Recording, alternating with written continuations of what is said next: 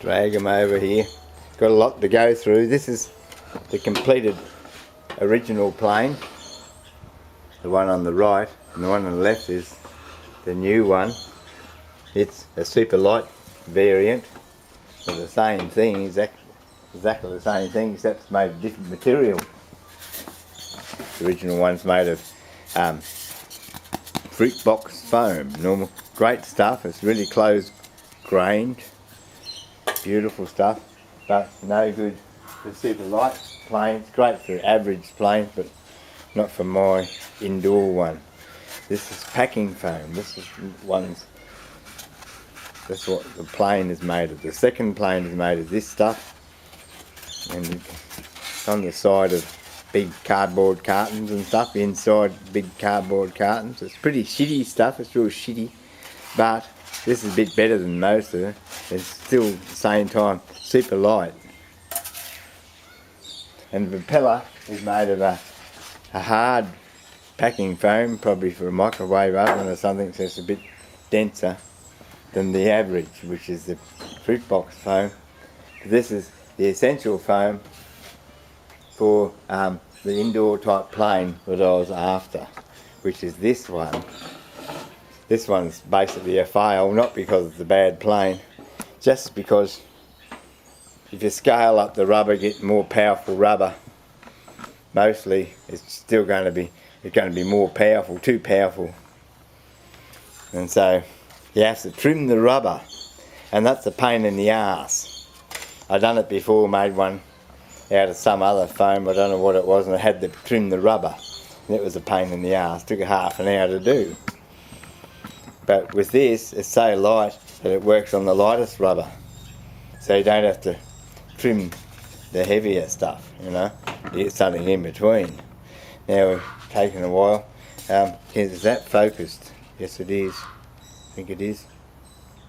You see those coloured bits in there, that's texture colour, coloured over balsa wood, which is poked into the flutes of the core flute.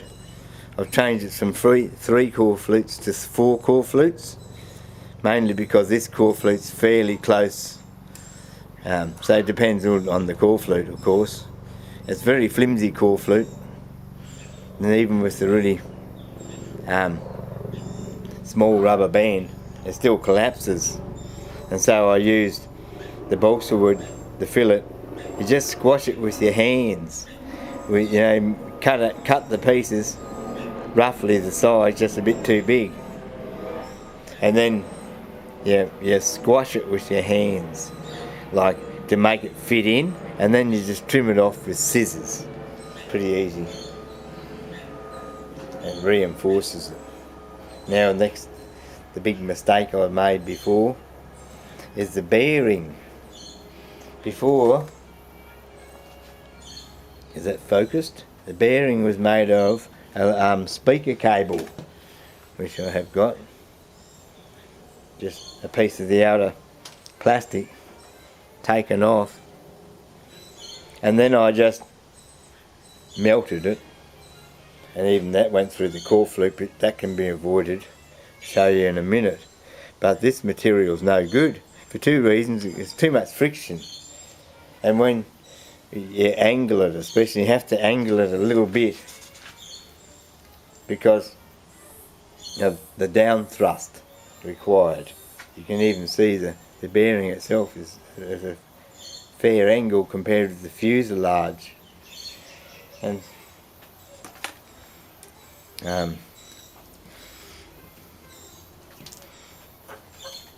so what happens is, with the other plastic, soft plastic, it's too much friction.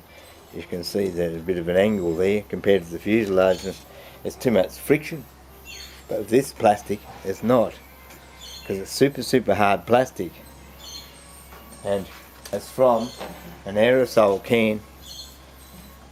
This is degreaser stuff, and it connects on there, that little nozzle thing. Looks like this.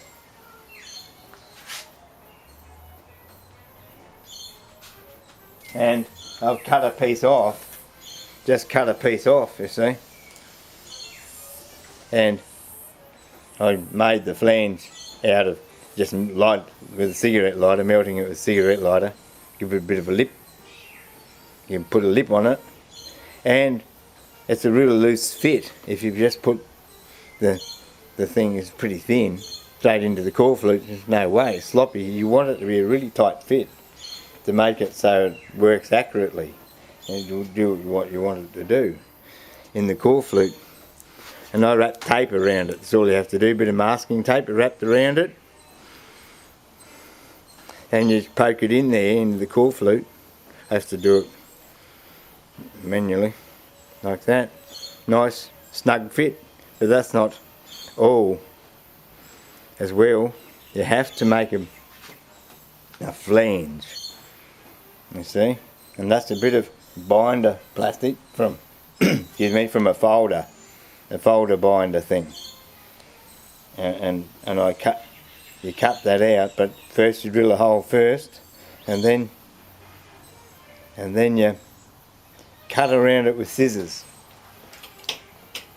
So it's really tight around it with scissors, and you can see one there's the flange, and that prevents the little lip I've already got on there, stops the flange from coming off more than anything else, because it's exactly the same diameter hole as the little red rod, and the flange is enough diameter to not go through the really soft core flute. Beautiful. And also got another bearing on the propeller, and the bearing pretty well fits snug into the propeller, you can see there. Now I'll show you how I made the propeller. That's the second thing, there's a lot in this. I made it out of one of these. It's not very big, it's just a hose joiner thing.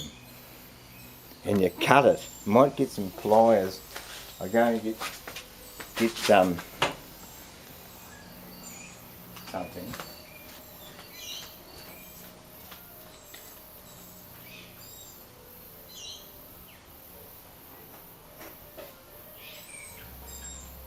And so I can do a demo of cutting it quickly.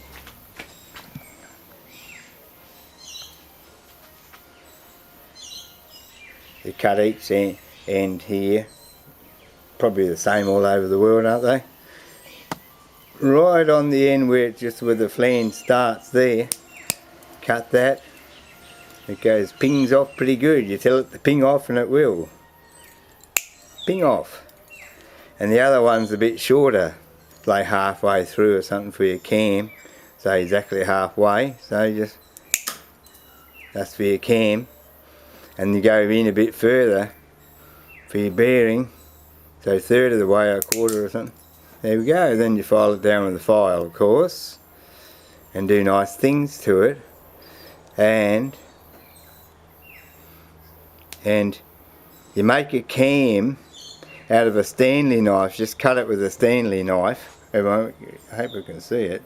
Hope you can saw that. You can see the cam, probably in focus I think, yeah. Turn it round, you might be able to see what I've done. Cut it out with a Stanley knife, pretty easy. Make sure you got the right direction. The bearing's just flat at the back, of course. The origin of that thing, there it is. Now I've got cane going right through the guts of there, you see. Where is it? Put the cane through, mightn't go through because of the hole. We'll want it, yeah, sort of. Push it through, see, like that. And the cane joins the propeller blades on, obviously, you know what I mean? You stick the propeller blades to the cane, now you just drill a hole through the whole guts of the whole thing, like this. Takes a little while, it does not take too long, 10 seconds or something. There we go, through. See, very good, eh? You get a hole in it, then you put your magic bearing in there, made from the red stuff, like this. But you probably don't need the tape. I don't think that'll go in because I've got the tape around it. If you had no tape around it, you could put that straight in, haven't got any left. I had too much fun with it. I got 2 bits on that plane, and 2 bits on that plane. It's 4 pieces. Until you put the little bearings through the guts of it. As you can see, there's a bearing goes right through, and the cam there, and the cane goes right through, and believe it or not, most times you can pull one like that and it still stays together. This time it didn't, but it has to be glued in anyway.